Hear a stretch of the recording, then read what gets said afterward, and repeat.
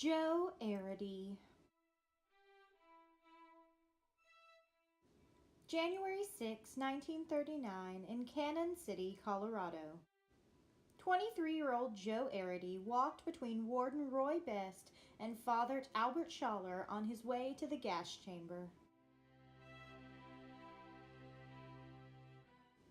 Joe had been convicted as an accomplice for the murder of 15-year-old Dorothy Drain and the attempted murder of 12-year-old Barbara Drain.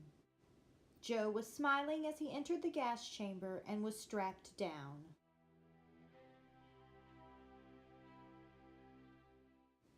Joe was born April 29, 1915 to Henry and Mary Arridy in Pueblo, Colorado. He attended public school for 1 year.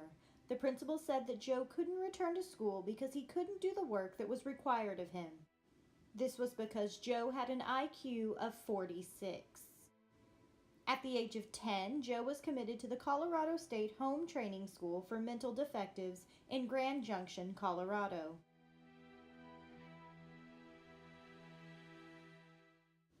In 1936, Joe ran away from the institution and hopped a train. His whereabouts were unknown until he was arrested for vagrancy on August 26 in Cheyenne, Wyoming. Just 11 days before, in Pueblo, Colorado, Dorothy and Barbara were beaten with an axe while they slept. Sheriff George Carroll claimed that Joe confessed to the beatings.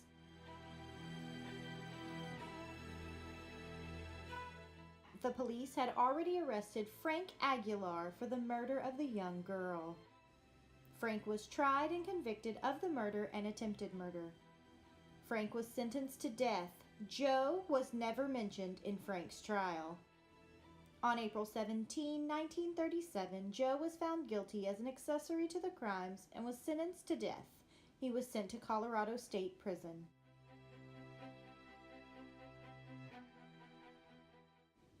At the prison, Warden Roy took a liking to Joe.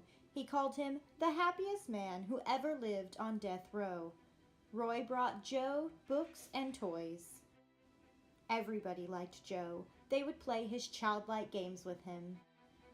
When Roy gave Joe a toy train for Christmas in 1938, he played with it endlessly.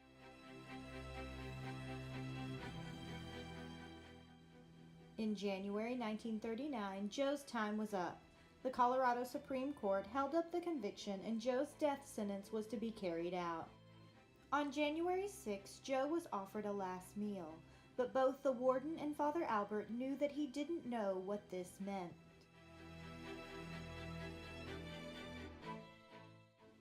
Joe asked for ice cream and he ate tons of it all day. Father Albert came to read him his last rites.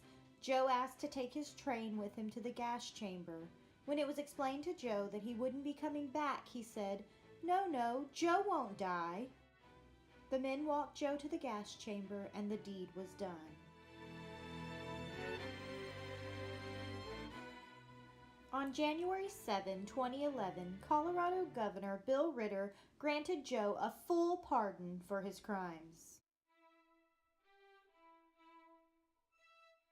Please visit www.ican'tbelieveitsnonfiction.com and don't forget to subscribe.